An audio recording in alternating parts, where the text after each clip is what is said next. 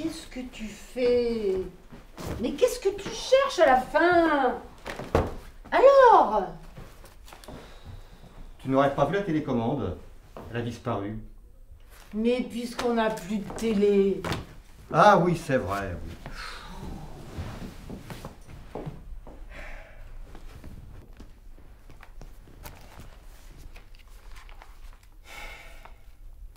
Qu'est-ce que tu ferais si je disparaissais?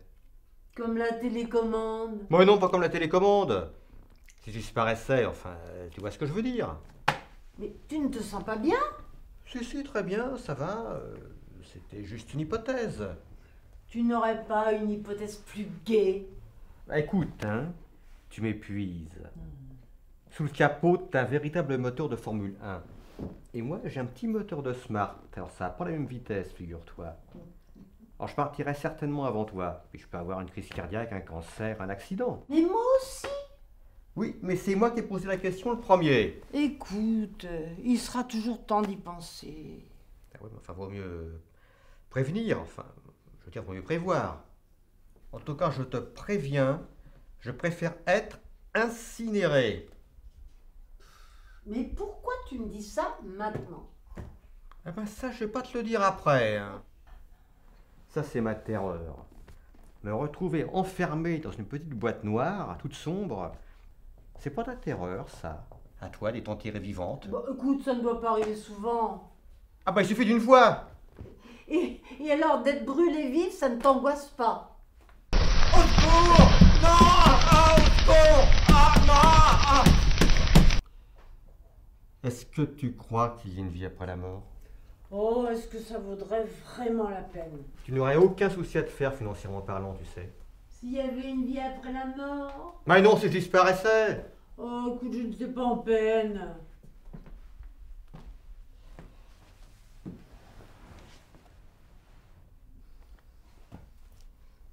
Je ne t'en voudrais pas si tu te remariais. Ah, merci. Enfin bon, vous n'êtes pas obligé de vous marier non plus, hein? Mais qui ça, nous? Bah, lui est le gars avec qui tu te recaserais. C'est marrant. J'ai du mal à t'imaginer avec un autre mec, quand même. Mais dis donc, t'as du culot, tu crois que je ne plairais à personne?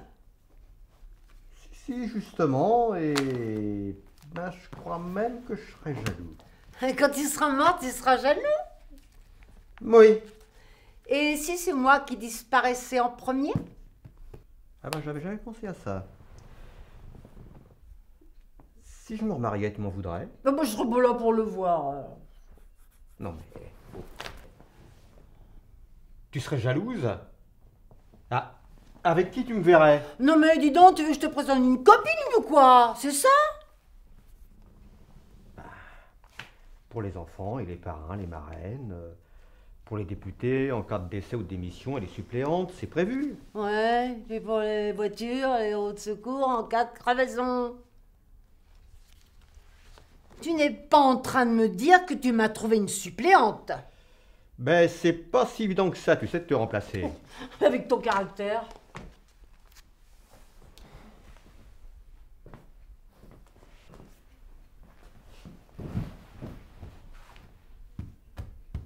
L'avantage avec la bigamie, c'est qu'en cas de décès, on est comme petit veuf. Ben, je crois qu'on fera mieux d'acheter un nouveau téléviseur. Oh, mais non, c'est dommage, on s'amusait si bien. Tu t'amusais si bien.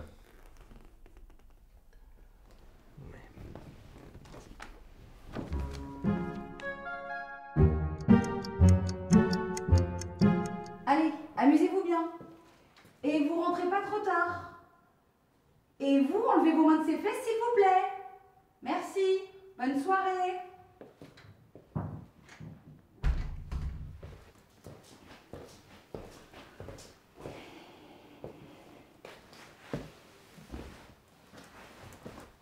C'est la première fois qu'elle sort avec un garçon. Ouais, ça doit pas te rajeunir tout ça. Hein. Je t'emmerde. Mais t'as raison. Je me souviens encore quand je lui torché le cul et que je lui donnais à manger.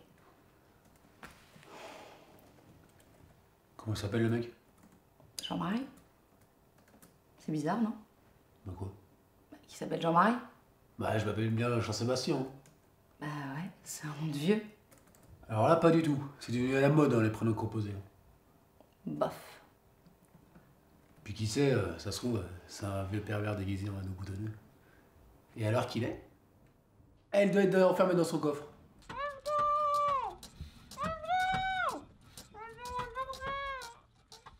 Ça te fait rire? T'es vraiment con. Ou alors ses parents sont au Front National. C'est pour ça qu'ils l'ont appelé Jean-Marie. Tes parents t'ont bien appelé Jean-Sébastien et c'est pas pour ça qu'il jouait du piano. Mais il va bien falloir que tu te fasses à l'idée que ta soeur n'a plus 12 ans. Hein. Elle est grande, hein. Et puis dans un an ou deux, je te parie qu'elle va nous prendre un gamin. Merci. C'est tout à fait ce que j'avais envie d'entendre pour me remonter le moral. Toi, tu devais être chiante quand t'étais jeune, toi. C'est pour ça que tu m'as dragué, non? Erreur de jeunesse. Bon allez, j'ai préparé une petite surprise pour passer ce cap si difficile. Tu m'invites au resto? Mieux. Tu m'as fait un cadeau? Beaucoup mieux. On va faire l'amour comme des fous. Ah non, t'y es pas. C'est beaucoup mieux.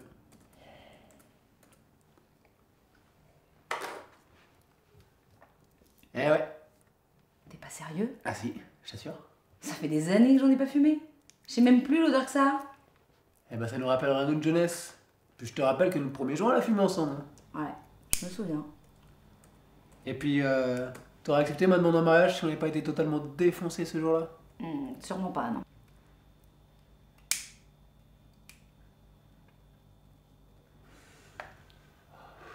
Du bien.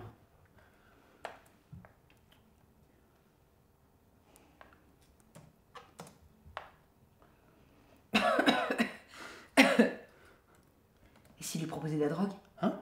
Si Jean-Marie proposait de la drogue à Emma? Si ça s'appelait Jamel, je veux bien encore, mais bon, pas Jean-Marie. Tu t'appelles bien Jean-Sébastien et c'est toi qui m'as fait fumer mon 1er juin. Ouais, bah c'est terminé par un mariage. Ouais, détends-toi. T'as raison. Puis, si elle a un problème, elle nous appellera. Hein.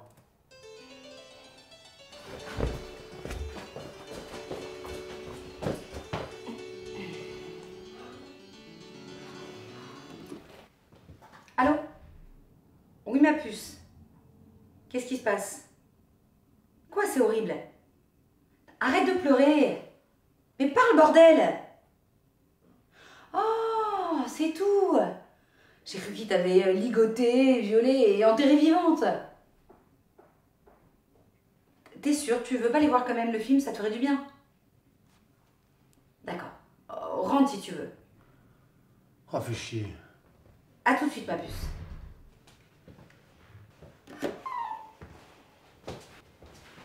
Qu'est-ce qui se passe? Ça fait larguer par Jean-Marie. Oh, le con. T'avais raison. Jean-Marie, c'est vraiment le prénom à la con. Du coup, bah, elle est bouleversée. Son premier chagrin d'amour, tu comprends? Tu sais, hein, ce sera certainement pas le dernier. Tiens plutôt là-dessus. C'est de la bonne, moi, je te le dis. Je suis sa sœur. Elle arrive, il faut bien que je la console. Putain, j'ai chaud, j'ai mal à la tête. J'ai envie de vomir. Pourquoi tu m'as fait fumer cette merde? Ça me fait bien fou, moi. Tu peux pas savoir.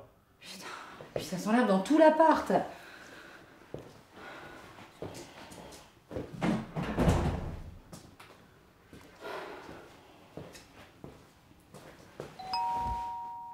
Putain, c'est déjà elle. Il pouvait pas attendre un peu le ciné pour la larguer, le Jean-Marie.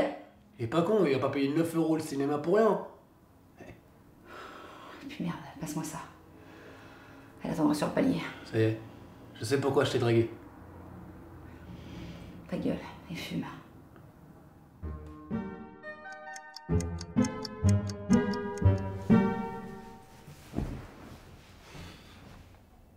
Il y a quoi ce soir à la télé? Je sais pas pourquoi. Comme ça. T'es sûr tu veux pas qu'on s'en rachète une de télé? Et quand on en avait une, on pouvait pas s'empêcher de la regarder. En même temps c'est fait pour ça. Hein. On était complètement abrutis, on faisait rien d'autre, non. Et maintenant? Qu'est-ce qu'on fait? Je sais pas, fais comme moi, lis un livre. Tu te fous de moi?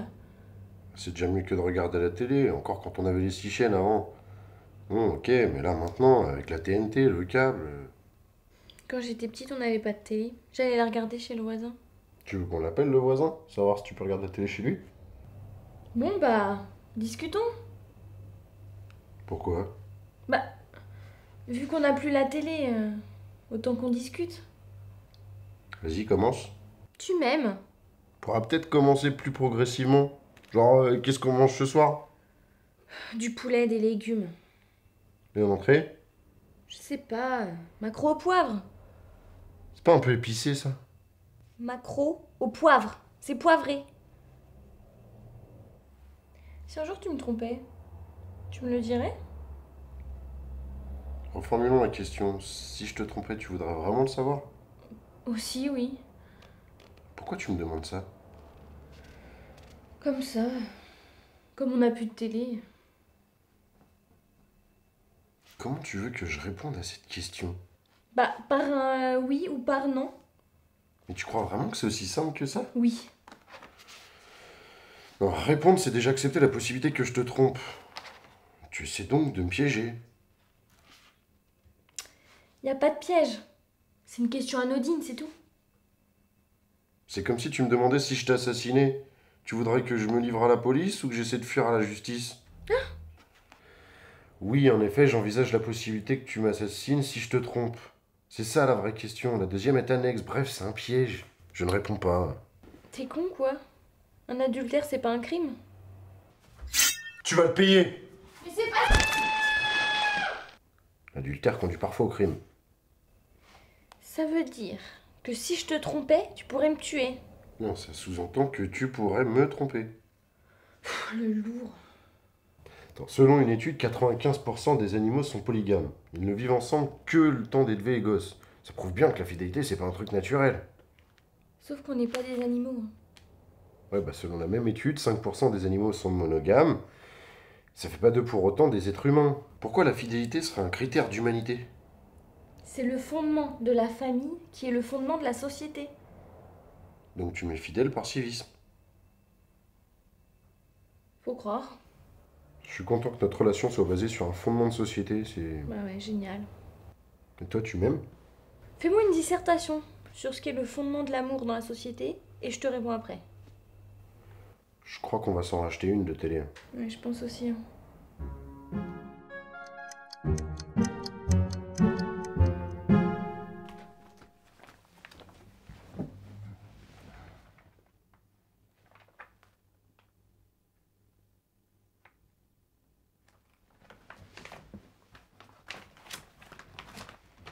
T'achètes l'équipe, toi, maintenant.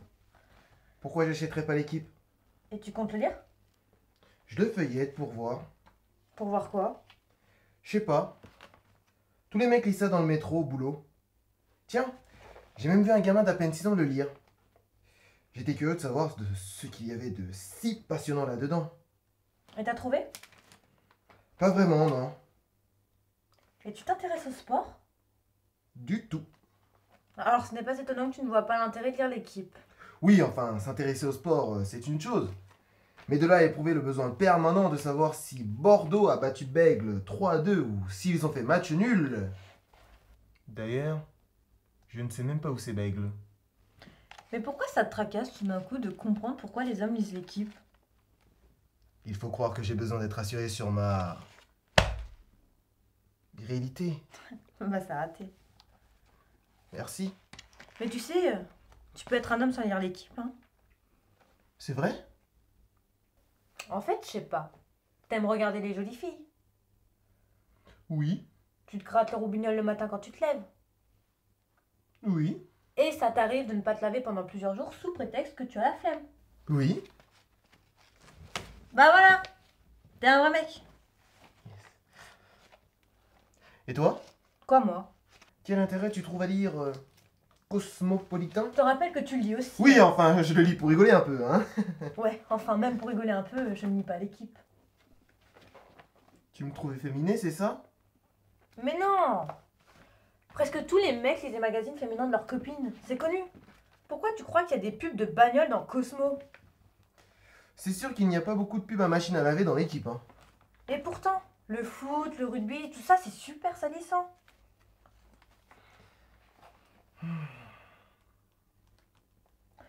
Il y a encore quelque chose qui te tracasse? Non. Je repensais à la différence entre les hommes et les femmes. Oui, alors? Prends les vêtements par exemple. Mm. Le pantalon n'est plus le standard masculin. Mais la robe continue à être réservée aux femmes. Tu vois? Mais encore. Prends les couleurs. Vous les femmes, vous avez le droit de porter du rose ou du gris. Mm. Nous, les hommes, on a droit qu'au noir, au marron ou au gris. C'est moche. Vous nous reprochez de ne pas aimer le shopping. Mais est-ce que tu te rends compte de la tristesse d'un magasin de chaussures pour hommes? Attends, t'es en train de me dire que tu voudrais pouvoir porter une mini-jupe rose avec des talons aiguilles?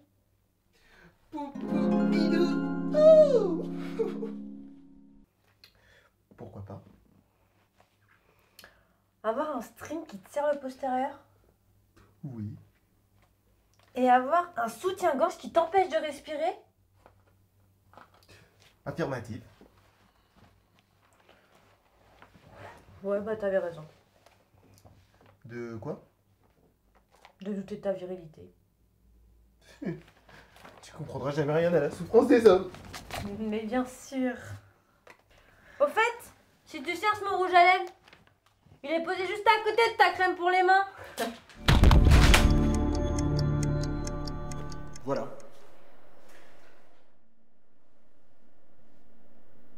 C'est fini? Oui, c'est fini. D'accord. Donc c'est pour ça que vous êtes venu me voir. Exactement. Enfin, je veux dire, selon vous, c'est pour ça que votre couple est en péril. Oui. Oui.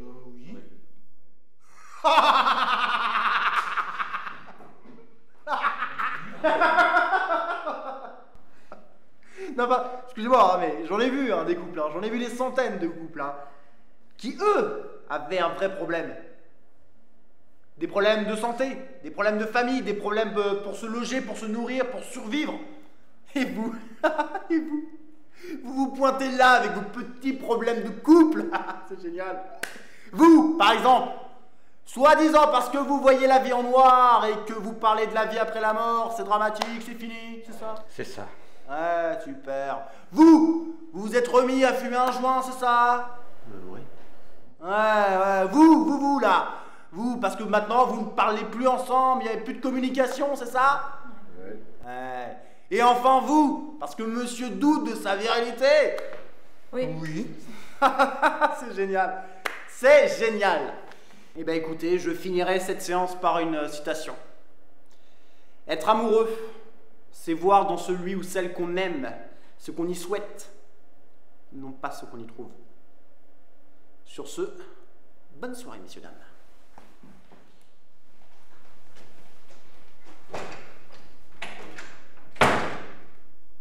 J'ai rien compris là. Pour changer. Il est pas censé nous avoir aidés? En tout cas, Quelle virilité. Pas possible. Ce gars-là, il était psychopathe dans une vie antérieure. Lui, par contre, il aurait mieux fait de fumer un joint pour te venir. Ouais. ouais.